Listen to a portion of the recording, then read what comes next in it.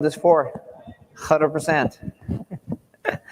All right, we're gonna get started here. Hello everyone and welcome to the afternoon program where I have the great privilege to introducing one of the greatest entrepreneurs of our time. And I'm talking about Cody Bateman, who is an American businessman, scientist, and philanthropist who is widely recognized as a leader in the field of hydrogen infrastructure research and development. He's an outspoken advocate for the hydrogen economy. Cody is the founder and CEO of GenH2, a leading hydrogen infrastructure company focused on manufacturing flexible, modular on-site hydrogen generation, storage, and dispensing. GenH2 is developing the first end-to-end hydrogen filling station solution.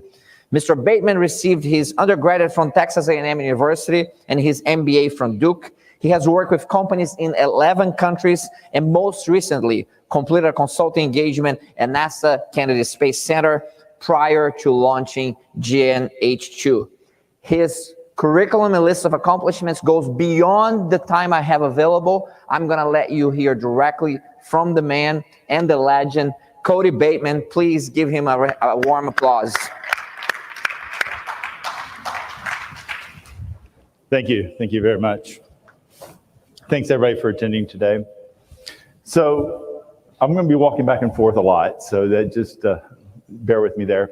So in 2003, this is in January 2003, George W. Bush came out with a great initiative of this whole concept of a hydrogen economy. And as we speak through the hydrogen economy today, everybody thinks it has to do with climate change and everything else. But initially, the whole point of the hydrogen economy was to reduce our dependence on foreign oil and foreign petroleum. And he was trying to make that statement about why we should be going into another fuel source, another place to store energy and go forward. So that was in 2003, January, June, the European Union got together. And then they came also to the conclusion the hydrogen economy, it was going to be the next big thing and go after it. So we started getting funding coming in from that. So that's how it all started. But like a lot of presidential initiatives, it kind of fell short. We did get hundreds of millions of dollars put into the system, but it pretty much stopped. And so we're going to be talking about the journey a little bit today about where the hydrogen economy is today. And we're not going to be talking it from a political standpoint because we are apolitical. You know, the energy world can't be Republican or Democrat. It can't be one side or the other because it goes on for years. And this is a multi-decade solution that we'll be talking about. So once again, my name's Cody Bateman. I'm the founder and CEO of GenH2. We are a provider of hydrogen infrastructure. And we're making some great advances. Like it was announced, that this did come out of Kennedy Space Center at NASA. I have a phenomenal team here in Florida. But I really want to say thank you to the BTOES team for having me here today. It's an excellent opportunity. I've been following BTOES for many, many years. It's great to come here and see the vendors and see the speakers. I've made a lot of new friends here. But the thing is, I'm not here to sell you hydrogen filling stations. So what we're going to be doing today is just talking a little bit about what does it take to change the world?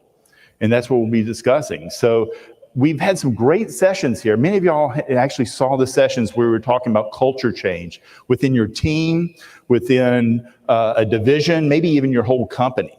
And the reason why I was asked to speak here today is because what I'm been charged to do is how do you change the culture of the world? How do you come up with a new concept and wean people off the dependence of petroleum products? Because we're not going to be able to get rid of them completely, right? Because you need them for plastics and everything. But how do you get people to start changing their mind about the fuel they use in their cars, their boats, even drones, semi-trucks, trains, cruise lines? And so this is what the whole hydrogen economy is about. And so that's what I will be discussing today.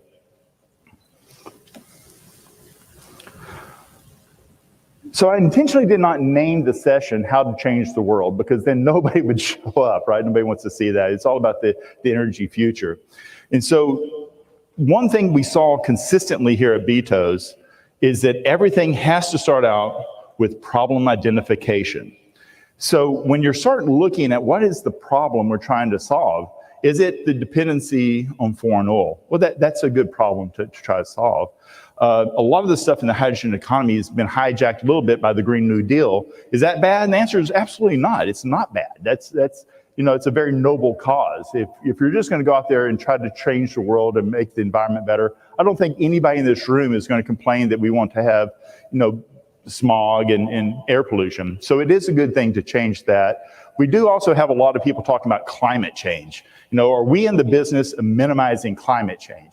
Well, that's also an offshoot.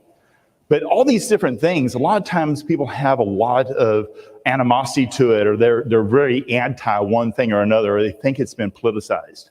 And that's what we got to get around. So the question is not, why hydrogen? The question is, why maintain a energy source that we know is not necessarily good for the environment? And how do we go forward there? So the problem identification really starts out with the whole concept of asking the key questions. So somebody says, well, we need to have a clean environment. Well, we do what we did in the sessions, right? We say, well, why? It's obvious. So, but no, tell me exactly why we need to have this. And then how can you do it? Who can do it? So all the typical questions that you have whenever you're doing problem solving that we've learned here at BTOES. And that's one thing, we have some great practitioners here today that will go through the problem solving.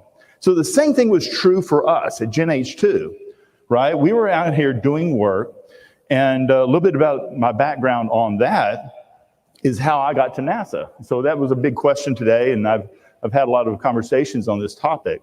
So in 2003, we had President Bush make an announcement, move to the hydrogen economy. That was fine, didn't really make that much news for more than a week or two. In 2006, I was actually working on the largest IPO in the US history at that time. And so it was the largest one that year in 2006.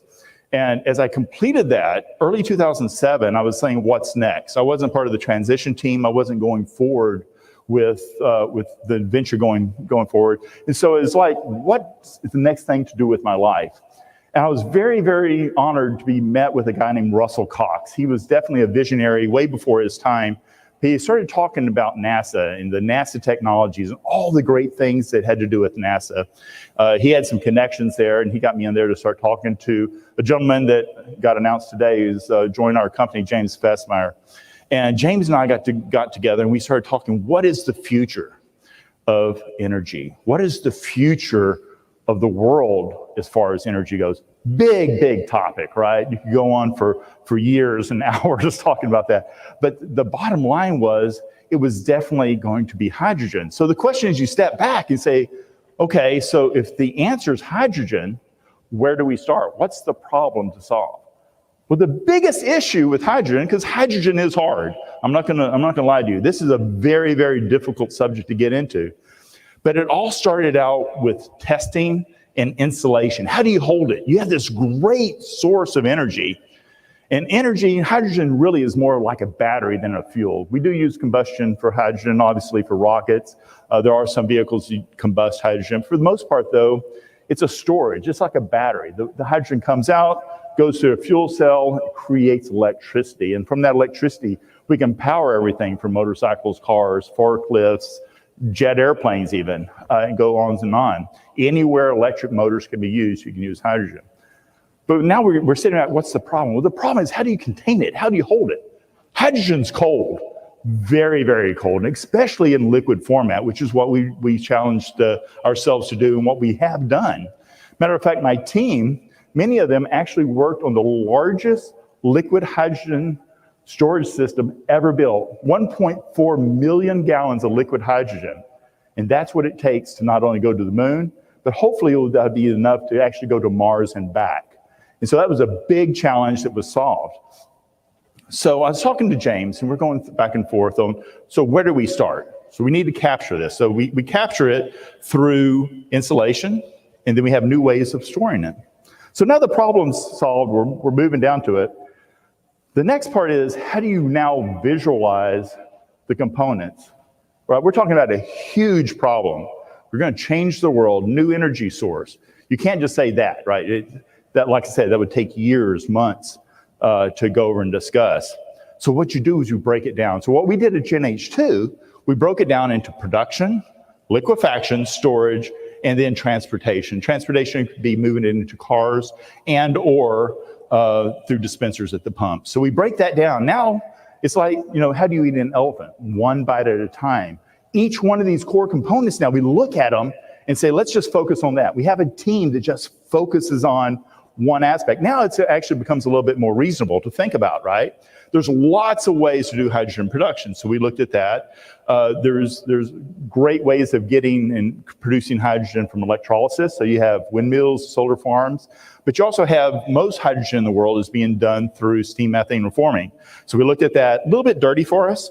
So we came up with a new technology that actually minimizes our carbon footprint. So we go forward with that.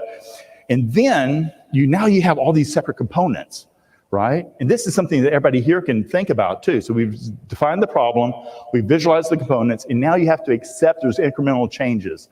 When you're talking about something as dynamic as hydrogen and clean energy, everybody wants the solution today. But it's not going to happen that way. So we have to come up and define each step along the way of each one of the subcomponents. And now you have experts working on each one of those things. And now we're starting to see progress.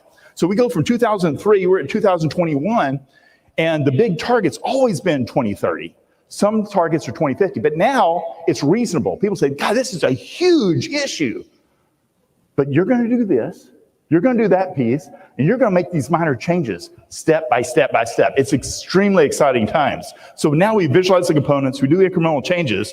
The next piece is embracing existing macrocultures. Now, this is something that everybody in this room needs to know and understand. As you're talking about culture change, like I said, we had a lot of sessions on culture change. There's going to be microcultures, if you like them or not. People are going to be opinion, they're going to farm in little groups, little niches, and you say, how do we do this? You embrace the microcultures. You find out why the macrocultures exist, because if you like it or not, they will exist. And you also take the microcultures, the strengths of those, and then you start doing the communication between the people in the microcultures and make them understand, realistically, we have the same goal, right? We're not just doing this for the sake of doing it. You have a very important role. He's got an important role. She's got a very, very important role. We add all that together, and we embrace the microcultures, which is so, so very important. Now, the next topic is one that a lot of people do not want to talk about, and they do not include that in culture change. And that is retain where possible. So you can't go from black to white immediately. You can't do these massive changes that are going to be required overnight. And also, you have habits. Like it or not, habits are hard to break. Change is extremely difficult. So how do we do this on a global scale, right? I'm trying to change the culture of billions of people around the world. How do you do that? Well, you don't say you have to drop everything. If I told everybody here you can never use a gas car ever again, people are not going to be happy about that, right? You're not going to be able to drive your car. And then you say, wait a second, I've got a moped. Can I use that? Nope. You can't buy gas. Can I take my boat and go skiing? Nope, can't do that. You can't do that, right? So what you have to do is focus on things that you can retain. Embrace the things that don't necessarily need to change immediately. Now, they may change over time, don't get me wrong. You may get a point where you don't have gasoline-powered cars, but you cannot tell people immediately that they have to make these changes. So the key here is you're trying to change culture is don't try to change it all in one piece. Go out and look at bits and pieces. And so that actually adds to your statement, your argument that you're going out there. As people challenge you. I had somebody challenge me here yesterday. It was kind of funny because they think, oh, immediately I'm going to be talking about hydrogen. I'm going to be talking about a new fuel, a new energy source. I must be, Green New Deal lefty, and that's really bad. And it's just like, no, you're missing the point. You're missing the point completely, right? We're going to retain some of this stuff. We're not going to take away your car. I'm not going to take away your jet airplane and say you can't fly on vacation to Hawaii. I'm not going to take that stuff away. We're going to retain some of that. And it's going to take decades to make these changes. So once again, I'm retaining this. I'm not going to say I'm going to retain it forever, but I will be retaining it long enough. So we'll be slowly making these incremental changes and moving things forward. So that was so important to be able to understand that. So now what we're doing, we're starting to get buy-in, right? So we're talking to people, we're talking about incremental changes. We're going to be, accepting the microcultures. We're not going to say you're wrong. We're going to say yes and have you thought about this? And I like the conversation you're bringing up. You bring up a very valid point. Let me retain some of that. Let me tell you how my solution will work with your solution, and we're going to retain the core concepts, and we may change over time, and that gives you decades, really. This is not going to happen overnight. Over decades, we'll be teaching it, and we're going to be teaching it to our children. And that's what's so important about today for me, is that we're kicking off this hydrogen economy in a whole new light. We're talking in events outside of hydrogen events. Myself, I came from the IT world, right? So BTOES, operational excellence, something that very much familiar with. But now I've moved into a whole new world and changing things a little bit different. So it's a very exciting time to take some of the things that we learned here and implement them in a whole new way. So this is something, too, we've had numerous sessions at here at BTOES, is planning. So most people here are very familiar with project planning. We're not going to go into the details about how do you plan to change culture. We've already had sessions on that. But the bottom line is we have to plan for success. And that is so important. We can't look at the failures. It's just like planning for an IT project, planning to build a new building, a bridge, anything else like. You have all the standard PMI type planning processes we can put together. But what's a little bit different when you're trying to change the world, which is exactly what we're having to have to do and address, is it's like, how do you plan for success? And so to plan for success, especially when you're looking at changing something as big as your fuel source, is understanding the steps that would make it successful by understanding what are the negatives, right? You need to be able to address those negatives. Like I say, it goes back to the retention concept. How do you plan for that? How do you speak to that? How do you document that? How do you communicate that long term? So it's very, very vital that when you plan, you're planning for success. Always looking at the next step, understanding what are the negative comments that are going to come my way. Which leads to the next point. Communication. And this is where we'll probably spend most of the time right now on, is communication really, really is key. We're living in a world now that communication has never been as big as what it is now. So it starts out with something small. So it could start out with a few white papers. It could start out with a web page, right? It could start out with conferences like this, but it can't just stop there, right? You can't write one white paper, one book, go to one conference. You have to start looking at this. And so most of the people in this room have been using all the great stuff we've got here at BTOES, communicating. We get on Twitter, we get on Facebook, we get on other types of social media. You get in front of the TV cameras and radios. I really appreciate the media that's been here this week because we're getting the word out, right? It's exciting to see this, but it's multifaceted. So the same thing is true not only for what I'm doing with hydrogen, but same thing's going to be true for everybody in this room. If you're trying to change culture within a team, a division, your whole company, I cannot emphasize how much communication matters. And it can't just be an email every once in a while. You can't go out to your team and say, hey, we're doing this new culture change. Everybody's going to, wear red ties on Fridays. And just say that's going to go that way, right? It has to go out there and go forward. So what I highly recommend is that use all forms of communication, even at the smallest level, right? If it means that much to you to change the culture of your team, would it hurt to go out and do a little bit of research? I've got analysts working for me that do a phenomenal job of this.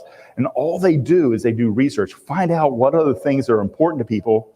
And they only might be addressing a small team, but they'll put something out on Facebook or they'll put something on LinkedIn, which is phenomenal. LinkedIn has really grown a lot recently, which I really appreciate. So you go out there and somebody says, hey, I saw your LinkedIn profile. Or you can go to somebody and say, look, connect me with LinkedIn. We work together every day. It's amazing to me how many people work for organizations and they're not even linked into their own company. They're not linked in to people they sit next to every day. You know, they may be on Facebook, but then they're talking about kids and their dogs or funny pictures of cats, but they're not really talking about who they are at work, which is, you know, we all know that's 30, 40, 50% of our time. So the key is take things that are important to you. If you're really going to do a culture change, you need to believe in it. You need to understand, document it. If you go out and research, find really, really cool links on LinkedIn, YouTube, Facebook, and share those with your teams. It's not just you talking. It's somebody else talking and say, I agree with this. You can also do a link and say, I disagree with this, right? To start intelligent conversations. But you have to look at all the media of communication. And this is very, very vital when you're starting to talk about multinational corporations. So there's a number of companies here. I had a great talk with a gentleman from IBM. We were talking about how IBM is a true global thing and, you know, company, and we're talking about the culture. But how do you get that culture going? How do you keep the culture going from, you know, San Jose to India to Beijing to Australia, right? How do you do that? And the communication now allows us to do that. So once again, communication is absolutely, absolutely key.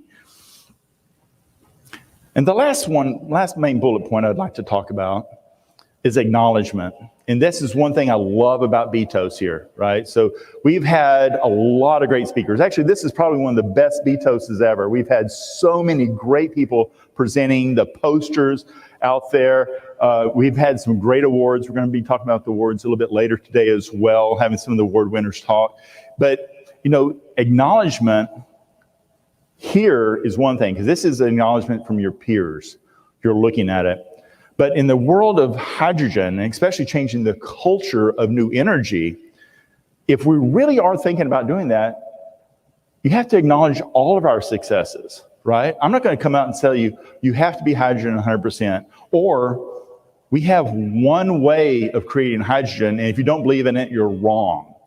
You know, you don't want to do electrolysis, you're wrong. That's a really bad idea, and I can tell you 100 reasons why you shouldn't do electrolysis. The bottom line is we need everything. We're working together as a team. If we really want to get to the next level of energy, we have to acknowledge everybody's successes. One thing that I'm known for in the industry is that I say we don't have any competitors. And they say, well, you have people that build hydrogen tanks. Yeah, I agree. You know, oh, you have people that do, you know, different forms of hydrogen production. Yes, we do. They say, well, are they your competitors? And the answer is, they're really not. Right now, if every company in the world that is somewhat associated with hydrogen was going full bore, doing mass production, which is something you don't typically see in the hydrogen world, right? That's where Gen H2 fits in. We're trying to get mass production going. You know, we're trying to stimulate people because we need thousands of these stations, not just in California, not just in the US, but worldwide. We need thousands.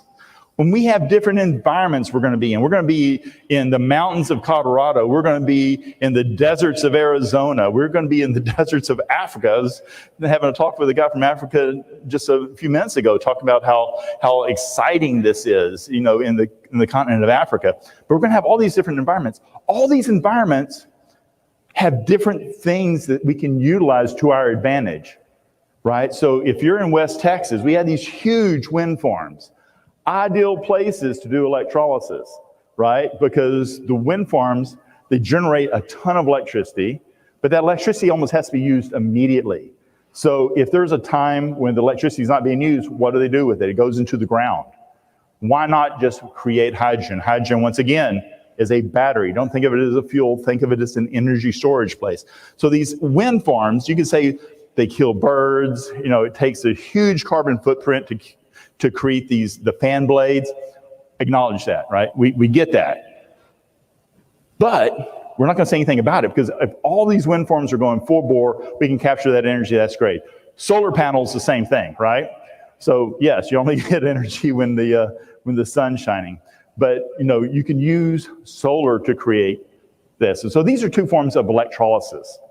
Then you have other forms that use, you know, stuff like methane. and use steam methane reforming to create the hydrogen using pyrolysis, or what we call hydrolysis, where we've turned the hourglass upside down and maximized hydrogen production. But we're constantly thinking about this. But everybody does wind farms, everybody does solar farms, everybody that does, SMRs versus hydrolysis versus anything else to create hydrogen. Different ways of storing it. Gas, liquid, I'm a huge liquid fan. I do believe that the future of hydrogen is going to be in liquid. But I'm not going to sit up here and tell you that gaseous is bad, right? Because some cases, if you're only going to fill up 4 cars a day at a filling station, gas makes a lot more sense. If you have a remote location, small town in Texas, small town in Louisiana, Arkansas, they may only have, for the next decade, 4 or 5 cars, hydrogen cars, right? So it doesn't make sense to build a $20 million hydrogen liquefaction and storage facility when it can be done with gaseous bottles, a $1 million solution. So we're going through that and we're acknowledging constantly. So the same thing's true with everybody here. As you're trying to change culture, it's going to be very, very important to acknowledge the good and the bad, but it goes back to the communications. How can we work together? How can we take each piece and part and work together as a cohesive unit? Because then you're starting to talk about inclusion instead of exclusion. And that is going to be the key takeaway from all this today. So when you start hearing about the new energy future, I really do not want people to start thinking about Republican, Democrat. I don't want anybody to say we're anti-big oil. We're not anti-clean air, right? We're all in that point. But the key is for us to constantly think, push this thing forward, be accepting of this at all cultures. And that's what we're doing going forward at Gen H2, and that's what I challenge everybody here to do as you get out of here. Many of you probably have never even heard about all the hydrogen cars going on in California right now. It's a real deal. Toyota Mirai has a phenomenal car that's for sale. So it is a real deal, right? We have hydrogen forklifts all over the US and growing. We have a lot of new trucks coming out here. Nikola Motors, we're doing some work with them. Mercedes has their new truck out there. Hyzon Motors has got it. And then you also have the supercars being built. So there's a lot more hydrogen going on than many in this room even know about. And that's what's amazing to me is come here and speak, is I was able to meet with people and they say, what are you talking about hydrogen? There's no such thing as, hydrogen cars is being wasted. So hopefully my talk today has given y'all a little bit of insight. Hopefully everybody will go out, look up Gen H2, look me up, get some insights on hydrogen, understand where hydrogen economy is now and where it's going forward. And then also start looking at ways you can educate your children or your grandchildren, because now is the time to start doing that. It's not a matter of if, it's when. So we all know petroleum products has got a limited life cycle. It may be 400 years, it may be 1,000 years, but it's never too early to start, because this is going to be hard. It's going to be hard to change this. So I challenge everybody to go out there, look up hydrogen economy, look up hydrogen technology, look up ways that hydrogen can be used, look for books, look for speakers, look for engagements out there, because it is coming and it's very, very important. So one of the things we're doing at Gen H2, which I think is a little bit unique, a big part of our company is going to be education. We're going to be working with everything from 4th graders through high school. We actually do corporate training already, bringing in hydrogen to the new world. And so we're here to provide expertise and advice, and looking forward to maintaining a lot of the friendships we've had today. So thank you very much for coming to listen to me speak. Hopefully, like I said, I'm not looked at as a vendor. I'm not trying to sell anybody hydrogen fueling stations today, but hopefully this gives you a little bit of insight of where the new economy is going, and welcome each of you to join us in that venture. So thank you very much. Cody, you did such a great job in covering such a complex topic in a relatively short period of time. We have time for a question here, so I want to make sure that I ask the question. Put you on Absolutely, the spot. yeah. Absolutely. So the question is, the physicist in me starts thinking about hydrogen and starts thinking about the alternative source of energy. And hydrogen, one of the advantages of hydrogen is that you have high density energy. That's and so tell us a little bit about, are you thinking about starting from the bottom and going up in terms of cars, trucks, airplanes? Are you coming from, I've heard some of the things you're doing are like all the way rockets taking things to Mars. Right, Are you coming from the top down, if you will? So it's interesting you say that because realistically, most of the hydrogen economy we're seeing today is being pushed by vehicles, right? And so the gas stations you might see going up, they want 2,000 gas stations in California. And so you're starting to see a push because people can relate to that. If I'm telling you I'm just building an infrastructure for semi-trucks, nobody gets really that excited about it. But honestly, that's what hydrogen's great for. Hydrogen is great for Class A vehicles. It's great for light rail. It's great for light trash trucks even, right? Yeah. So that's the exciting thing. But we do start with the cars. We understand that. But, Elon Musk makes a good point. He says, hydrogen cars don't make any sense. But they really do because every hydrogen car is an electric car, so we can kind of leverage what he's got. But the bottom line is we kind of start everywhere because there's already hydrogen forklifts and everything out there. But that's a great question. Excellent. Well, thank you again for sharing your expertise, taking the time to be here with us. Absolutely. We have folks over here. We have the folks streaming online. We have over 600,000 people who consume our content through the BTOES, many different pieces of content and the community that we built online. So it's a privilege to have you with us. So thank you for that. Let's give him one final round of applause. Thank you, everyone, for being here. So we are taking a break here at the main stage.